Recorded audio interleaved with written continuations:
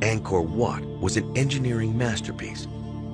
Everything the Khmer had learned over hundreds of years of temple building and engineering great water projects came together in the construction of the jewel of their civilization.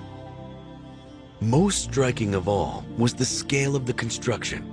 Angkor Wat covers an area more than 4 times larger than the Vatican City.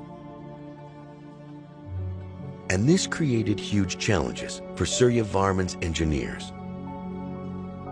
During the monsoon, the land becomes saturated and expands. After the monsoon, it dries out and contracts.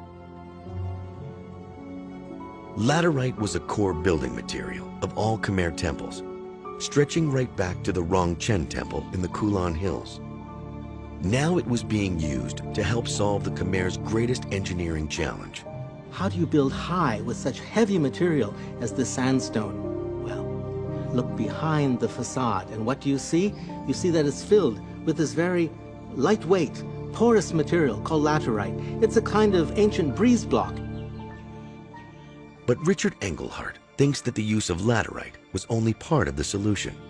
He believes that Angkor Wat is still standing today because of the water surrounding the Great Temple.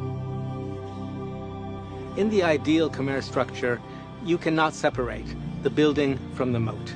They are inextricable.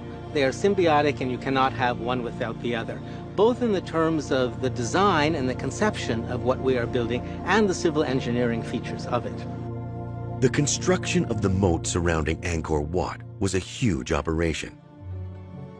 It's estimated laborers removed enough silt and sand to fill the Empire State Building 1.5 times. Its perimeter is over 3 miles, and it is 650 feet wide. Then, the moat fills with water. Water is heavier, it's more dense than laterite and earth, so the weight of the water is actually heavier than the weight of the materials you've taken out. Richard believes the weight of the water in the moat pushes back against the downward force of the stone temple. The moat is essential to the success of the entire structure. Without the moat, the structure could not stand. The two are completely part of one holistic engineering system.